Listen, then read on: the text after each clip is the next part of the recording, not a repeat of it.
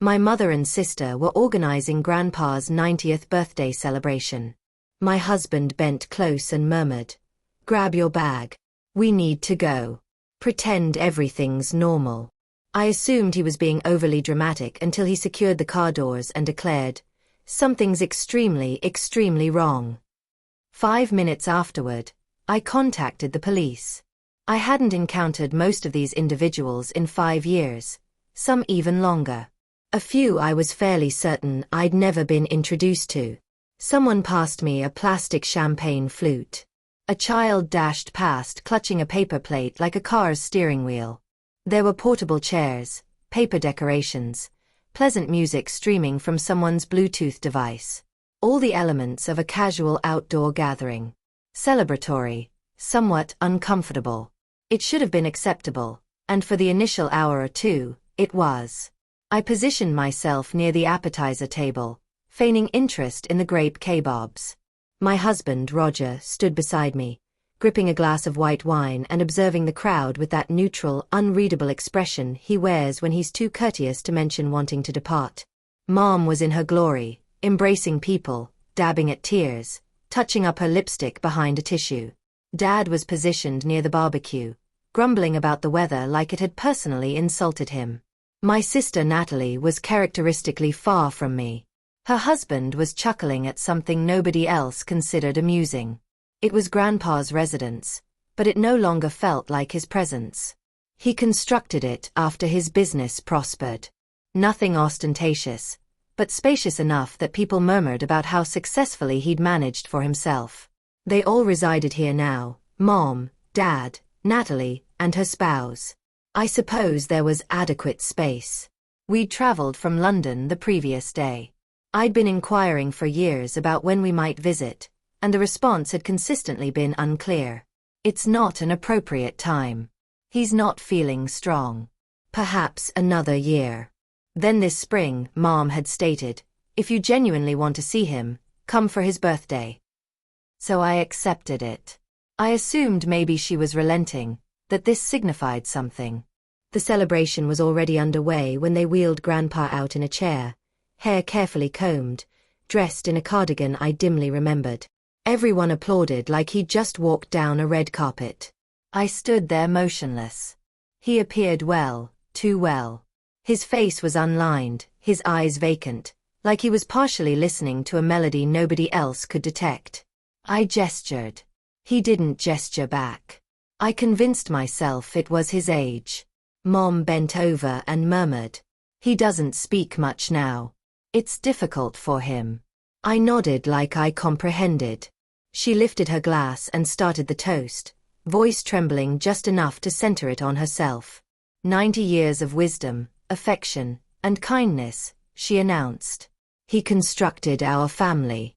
He provided us this existence. Some of the attendees sniffled. A woman behind me whispered beautiful under her breath. Roger didn't applaud. I noticed he was staring. "Hey," I said softly, nudging him. "What's the matter?" He didn't respond. Just continued watching Grandpa or the man in the chair, I suppose, like he was memorizing every line. "Roger," I said again. That's when he bent close. "Grab your bag. We need to go. Pretend everything's normal." I actually chuckled. "You're joking." He didn't smile. His eyes didn't shift. "Grab your bag. What are you discussing?" Smile. "Walk inside. Pack immediately." I gazed at him. "Roger. What is this? We just arrived here." He turned his head slowly, finally looking at me. "Something is extremely, extremely wrong." It wasn't how he spoke it. It was how composed he was. Like this was reality, like physics. My hands became cold. I glanced back at Grandpa. He hadn't shifted. His hands rested on the armrest like accessories. "Are you serious?" I asked. Roger didn't respond. He was already walking toward the house. I followed upstairs. I struggled with the zipper on my overnight bag. My heart was racing. My mouth was parched. I kept thinking, if he's mistaken, This is going to be so mortifying. If he's correct, we went out the front entrance. Nobody stopped us. Nobody even glanced up. At the car, Roger opened the passenger door for me like a gentleman in a thriller movie. We both entered. He secured the doors. Then he gripped the steering wheel and said, "That's not your grandfather." I used to think perhaps I was inventing it, the distinction, the way things unfolded for me versus my sister. Perhaps I was just oversensitive. Perhaps I was melodramatic. Perhaps I just liked to discover reasons to feel excluded. That's what I convinced myself for years, until the day Natalie turned 18 and the entire household acted like she was boarding the Titanic. She was standing at the front entrance with her duffel bag and a complete tuition scholarship. And Mom was weeping like someone had passed away. "You don't need to leave," she kept saying. "We'll figure it out. Please just remain a bit longer." Meanwhile, 2 years prior, when I turned 18, I received a suitcase and a nod. "It's time to mature," Dad said. "You're an adult now. Go construct your life." No embraces, no tears, no offers to help me pack. I don't want to sound resentful. I honestly don't. I moved out. I attended college. I got on with things. But there's something about being ushered out the entrance like a polite visitor while your sister gets pleaded with to stay that kind of lingers. The amusing part, I didn't even have a choice about college. I knew I had to attend. Not because anyone instructed me to, because I needed an excuse to leave. My parents didn't contribute a cent. I don't even think they inquired what I was studying. It was Grandpa who assisted quietly. He sent me money every few months, just enough to survive. Rent, groceries, the occasional emergency. No drama, no sermons, just a folded check and a note in his trembling handwriting. "Hope this assists. Proud of you." He didn't owe me that, but he did it regardless. I remember him from the very start. Before I even had complete sentences, I had Grandpa. He'd lift me up and tell me stories in a voice that always sounded like it knew mysteries. He made me toys from wood and showed me how to use a hand plane when I was still in Velcro sneakers. He smelled like cedar and peppermint tea. Back then, it felt like he was mine, like I was his favorite. Maybe I was. But life is good at separating people. College became a job. A job became Roger. And then just like that, we were living in London. It wasn't some dramatic departure. It was opportunity, work, timing, and maybe, if I'm being honest, relief. Being far away made everything feel simpler. Simpler not to notice how rarely my parents called. Simpler to pretend the silence was just time zones. Simpler not to feel the strange emptiness that always followed any conversation with Natalie. No matter how friendly it seemed, we kept in touch. Sort of. Holiday emails. The occasional Zoom call. The last real conversation I had with Grandpa was on one of those, a video chat. He looked older, but still alert. He asked about my work. I asked about his garden. He made a joke about the squirrels stealing all his tomatoes. That was 3 years ago. After that, things got quieter. I'd asked to speak to him, and Mom would say he was sleeping or not feeling well or too exhausted. Eventually, she stopped answering altogether. I told myself it was normal. People age, they retreat. Maybe it was hard for him to talk. But something about it never felt right. So, I didn't press. I had a life, a job, a husband. I told myself it wasn't personal, that I hadn't been cut out, just gently, politely left behind. And then suddenly, there was the birthday invitation, or rather the permission. "If you genuinely want to see him," Mom had said over the phone, "come for his 90th. I didn't hesitate. I booked the flights that night. I thought it meant something. I thought maybe this was the moment things shifted, that maybe I was being let back in. Instead, I walked into a party where I knew nobody, stood on grass that didn't feel familiar, and realized that somewhere along the line, this whole place stopped being mine, if it ever was. They all lived here now. Mom, Dad, Natalie, her husband. They'd absorbed the house like it was a natural extension of their closeness, their real family. I was just visiting the outsider. I kept telling myself it was in my head, that I was projecting, that I was being dramatic again. But then Roger leaned in and said, "Grab your bag." And nothing felt imaginary anymore. We sat in the car like we'd just committed a crime. Or maybe like we'd just escaped one. I couldn't tell the difference yet. Roger was gripping the steering wheel like he was waiting for it to bite him. His knuckles were white. I was still frozen halfway through buckling my seat belt like if I didn't click it all the way, none of this would be real. "What do you mean it's not him?" He didn't look at me. "I mean, it's not your grandfather." What are you discussing?" "I'm serious," he said. Calm, but not gentle. "That man in the wheelchair, that's not him." I stared at him like he'd suggested the cake was made of uranium. "You think someone put on a disguise? Like some Scooby-Doo villain?" "Not a disguise. His ears are different." I blinked. "His ears." Roger finally looked at me. "You don't understand. I remember faces. Every detail I have since I was a child. I can sketch a person I saw once at a train station in 2009. I don't forget faces or ears. That's not your grandfather." And just like that, my stomach turned to liquid. I wanted to laugh. Not the ha-ha kind. The unraveling, high-pitched, slipping off a cliff kind. I pressed my hand to my face. My brain tried to logic its way through it. But what else could it be? Who else could it be? Roger looked back at the house. "Your uncle? What? Didn't you mention he resembled your grandfather when he was younger?" I did. I had. He did. But that was years ago. And besides, my uncle, he wasn't around, was he? He hadn't been at the party. Hadn't said a word. Plus, "Oh my God," I whispered. He was wearing glasses and a beard. Probably makeup. It wasn't excessive, but just enough. And I'm telling you, those ears, different form, not even similar. "Roger. I understand," he said. "I understand what I observed." I pressed my forehead against the window. My breath clouded the glass. My heart was pounding like it was about to punch a hole in my ribs. I didn't want to accept him. I wanted to return to when this was just an odd party, and I was the unwelcome guest, the disappointing daughter, the out-of-town stranger. That version of reality felt so secure. "Then where is he?"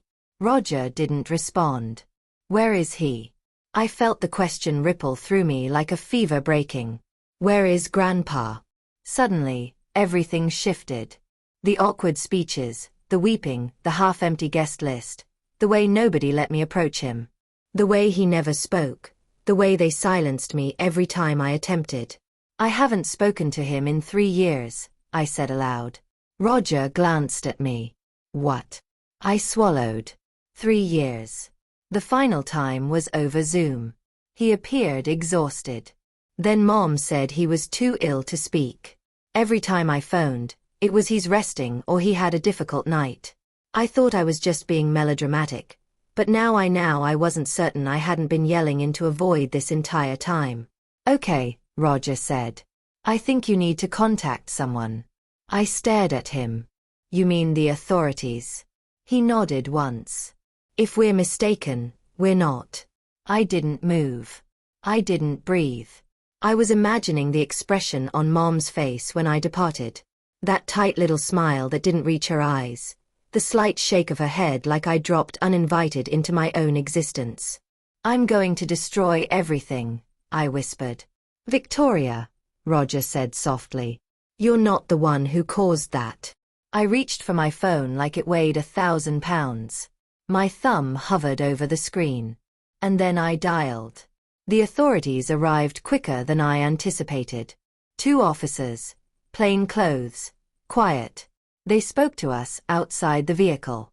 I told them what I could, which wasn't much, and made it sound as rational as possible, which wasn't simple. "I know this sounds bizarre, but I believe someone is impersonating my grandfather. I don't know where he is, and I think something's wrong." They asked questions, calm ones, the kind that feel like snares, even when they're not. Then they nodded and walked up to the house like they were delivering a parcel. I remained in the car observing. The celebration didn't halt right away. Nobody screamed. Nobody fled. It was worse than that. Everything just dimmed, like someone turned the dial on reality down by several notches. People still held glasses, still smiled, but their eyes were darting now, their shoulders tenser. The officers began pulling people aside. I saw one of them speak to Mom. She looked like someone had told her the wine was spoiled. Then she became defensive, gesturing, shaking her head. Her mouth moved rapidly, but her hands didn't. She wasn't touching anyone, not even Dad. He stood off to the side, staring at the hedge like it held answers. I watched them talk to the man in the wheelchair. He didn't say a word. Then they must have asked for identification. Mom went inside and returned with something. It changed nothing. Then the officers knelt again, spoke quietly. They carried that professional stillness, calm, composed, unreadable. Then one of them stood and walked away. The other remained. Eventually, the man in the wheelchair looked up and said something. Just a few words. Then he nodded. It wasn't finished. Not even close. An officer returned to the car. Can you stay nearby? We'll contact you soon. Is it him? I asked. Is it my grandfather? We're still confirming some things, but you know it's not him. He didn't answer that. We'll be in touch. Then he walked away. I sat there feeling every second press down on me like, wait, where is he?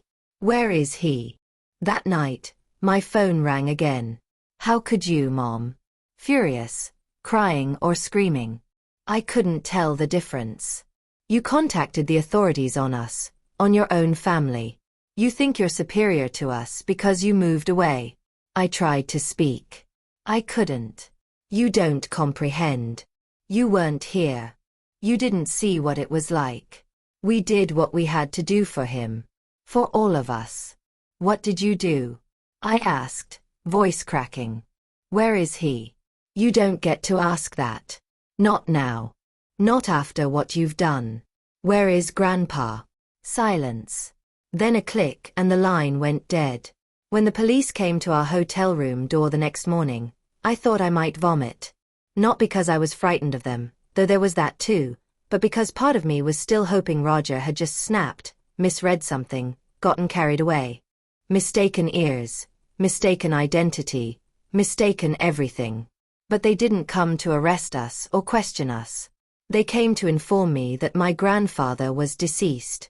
Had been for 3 years. They didn't say it like that, of course. They were calm, professional. One officer did most of the speaking while the other watched me like I might flee. There's been a voluntary statement made. The family reports that Mr. Ellis passed away in March 2022. They claim it was natural causes. The body was privately interred. I sat down. I couldn't feel my legs anymore or my fingers. We're treating this as an open investigation until the coroner can confirm the circumstances of death. The words bounced off me like raindrops on a sealed car. I heard them. I just didn't absorb them. 3 years. 3 years. And I'd been sending birthday cards. I'd been requesting Zoom calls. I'd been wondering if I'd done something wrong. If maybe Grandpa was angry at me for moving away. If maybe he was just tired, just confused, just too sick to talk. No, he was gone. They didn't even inform me. They didn't tell anyone. I barely remember what I said to the officers. I think I asked if he suffered. They said they didn't know yet. I think I asked if the man at the party was my uncle. They nodded. I wanted to scream or strike something or crawl into a hole and never emerge again. Instead, I said, thank you. Like a good girl, like a polite fool. The news started to leak out online a few days later. At first, it was just whispers, Reddit posts, a local gossip blog. But then someone uploaded a video, grainy, shaky phone footage of the birthday speech, of my mother wiping her eyes, Of my grandfather. No, not him, pretending to listen as if it were all genuine. This man died 3 years ago. His family threw him a 90th birthday party. Anyway, he was played by someone else. The internet did what it always does.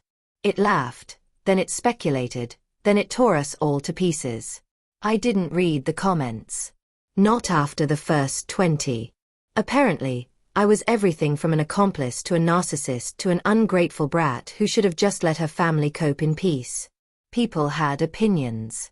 People always do. Then came the call from the attorney. Not their attorney.